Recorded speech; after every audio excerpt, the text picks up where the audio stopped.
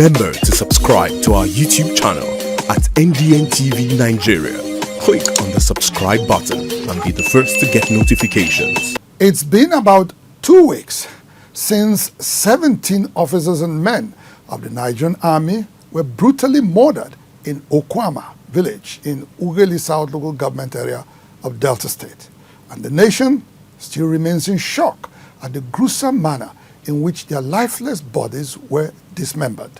They had gone to Okuama community on a peace mission to resolve a communal dispute between Okuama community and Okoloba community in Bomadi local government area of Delta State. Unfortunately, the peacemakers never made it out alive. This incident, which is a rarity, has left in its wake many unanswered questions, which hopefully proper investigations will reveal in the coming days. In the following report, we trace the history of the communal dispute, the efforts made by the Delta State government to resolve the dispute, the position of the Nigerian army on the matter, its investigation so far, as well as the response of other Nigerians to this dastardly act. Okuama is an Urobo community in Ughelli South local government area, while Okoloba is an Ijaw-speaking community in Bomadi local government area, both of Delta State. Both communities are along the Focados River. Initially established as fishing settlements, Okuama and Okoloba over the years grew to become small towns. Constantly under the threat of erosion eating away their lands, the two communities are in constant dispute over ownership of every single land space. To reduce the effect of erosion on their lands, the communities prohibited the clearing of grass by the riverbank. The latest round of disagreement between both communities started on December 18, 2023, when two youths from Okuama community were reportedly seen cutting grass by the riverbank, and they were both detained by Okoloba community. In response, Okuama community captured and detained some Okoloba indigents as well. However, after negotiations, both communities released the captives in their custody. After this incident, the fragile peace existing between both communities was already threatened, and what followed were attacks and counterattacks.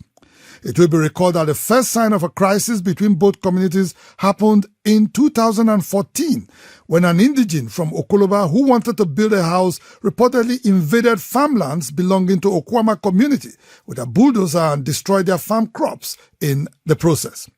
To resolve the matter, the Pere of AKUGHA main kingdom, His Royal Majesty Stanley Perediaga Luke Kalanama VIII, created a boundary for the two communities, which was initially accepted but now witnesses constant encroachment from both Okoloba and Okuama on each other's land.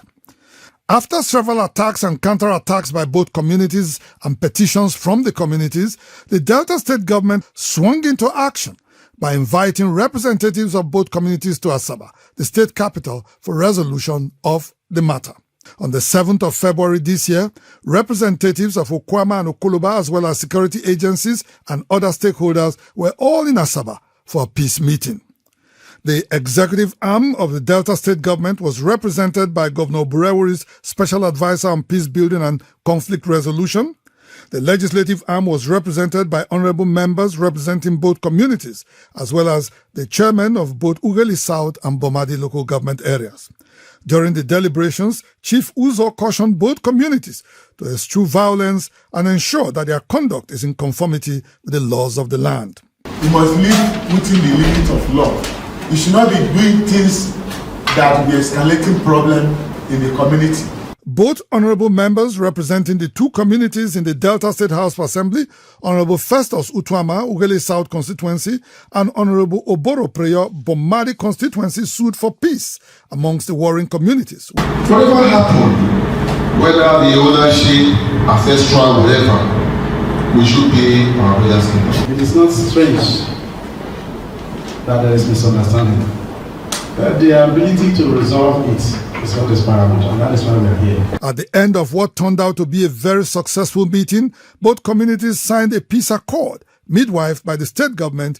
However, it appears that both communities did not adhere to the peace accord, as the Nigerian army was reportedly in Okuama for another round of peacemaking, exactly 5 weeks after the signing of the peace pact in Asaba.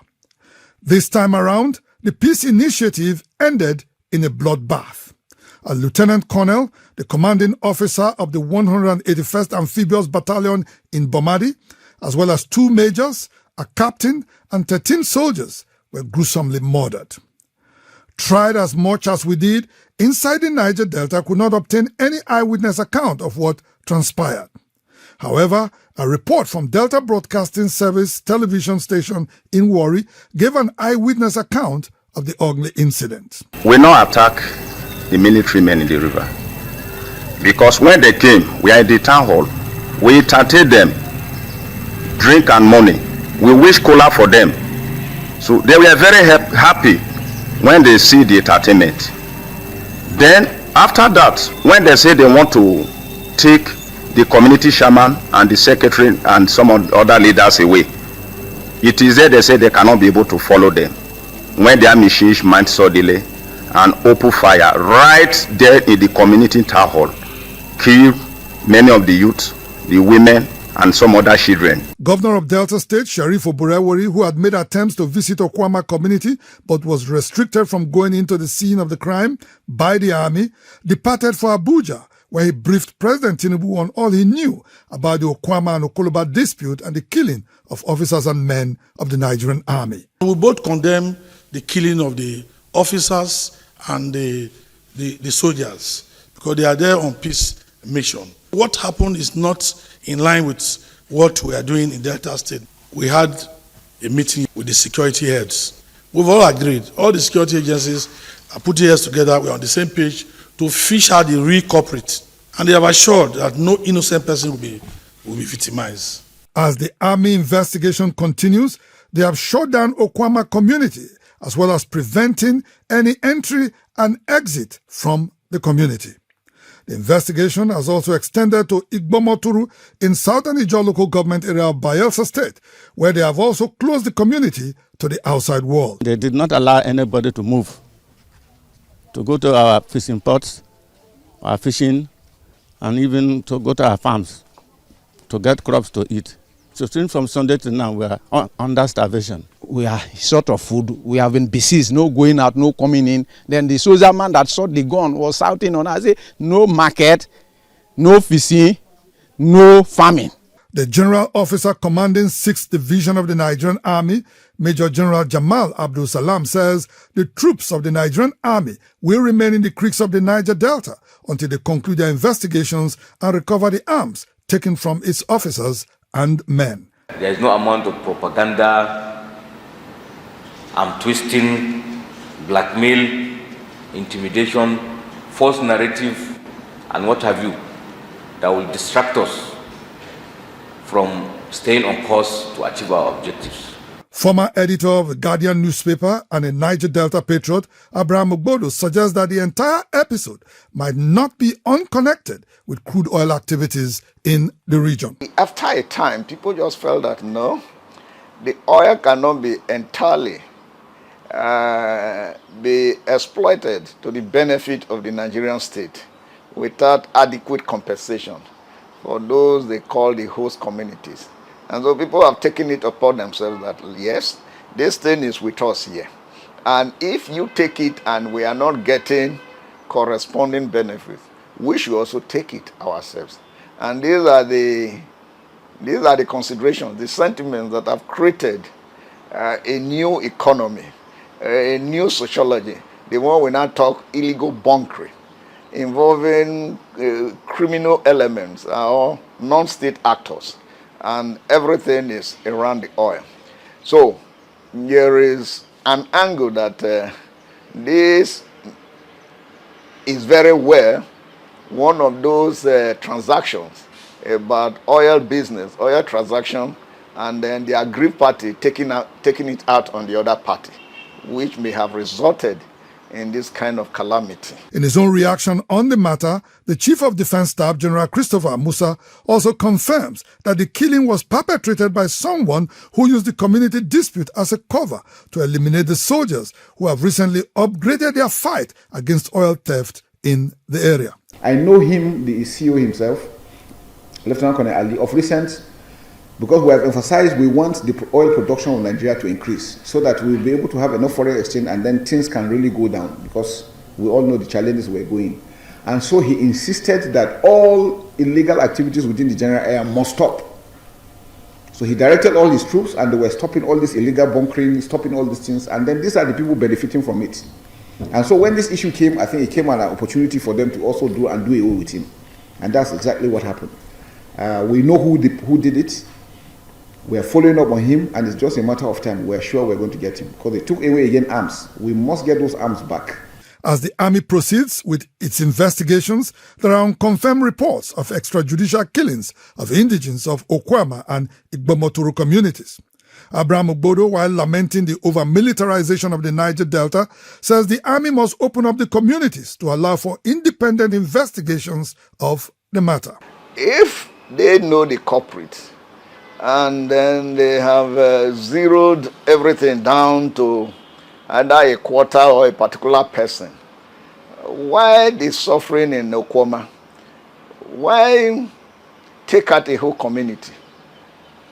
Why do all of that? I have always maintained that if the army is not made to play by the rules, this is just symptomatic of the issues we are talking about. Tomorrow, the same thing will happen. But up and above this is the feeling that what is happening because the people, the region involved is helpless. We expect some remediation. First, the army to pull out and maybe allow some other people to maintain peace in the community while people return to their normal lives. If that is not being done and the army is saying this, then it does not show any sincerity or purpose. As investigation continues, the governor of Delta State has warned all traditional rulers in the state against harboring any of the fleeing criminals in their kingdoms. In their response, the traditional rulers, through the chairman of the Delta State Traditional Rulers Council, himself a retired Army Major General, His Royal Majesty Felix Mujakpero, promised to cooperate with the Nigerian Army to fish out perpetrators of the heinous crime. No criminal would like to shield criminals because we know the implication of shielding such people. It will bring disaster to our kingdom. Residents of neighboring communities to Okuama and Okoloba, who have recently seen more than the usual military presence in the area, are all living in fear and apprehension. They say all they want now is peace. Our own land now with the everyday fight. Making us settle these horrible people with some people, making us settle us, more could they peace. Now, we don't marry each other, it's just have to marry them say marry each other. Why would they fight to kill like this? You know, good make it government can't do the peace, make everybody day peace. As the nation awaits the unraveling of the truth behind the killing of his heroes, Senior Advocate of Nigeria, Femi Falana, at a recent event in Abuja, highlights the concerns of most Nigerians. Under the Constitution, soldiers cannot go anywhere, whether on peace mission or war mission, without deployment by the president. Who deployed the troops? We must find out so that it doesn't happen again. And I'm pleading with all of us that all those who have been arrested should be transferred to the police for proper investigation so that they can be charged. The army cannot charge them because they can't be taken to courts martial. They are civilian. They must be taken to regular court.